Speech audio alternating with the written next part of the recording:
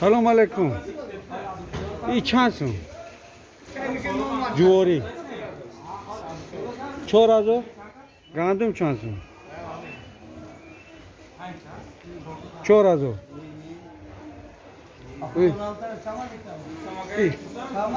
این سبوسا چند سون؟ 5000 هم.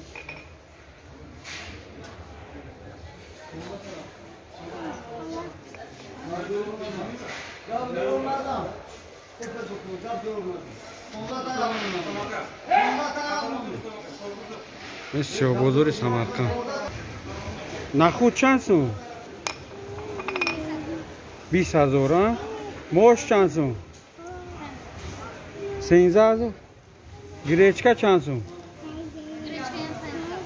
13000. این رسول نکای نه؟ فرلو 15000. ارزان میشن می؟ چند سون؟ ها؟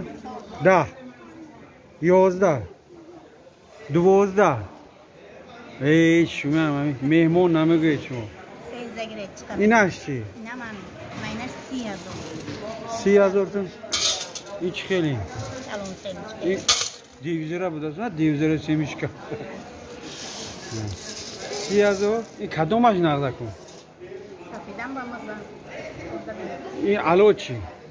الوچه هم 15000.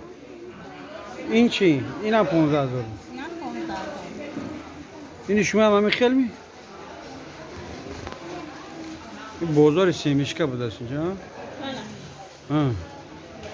این بازار سیمیشکا. چند سون؟ 15. ارزان میکنیم؟ 14. 12. منش. همینه 12 بده؟ منش. 1 کیلو میگیرم بیشترم. 12 منه.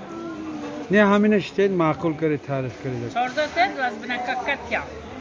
من یکسان بیستم روش بنامده. چند با میتی؟ 14 با. اینش چی؟ اینم همین.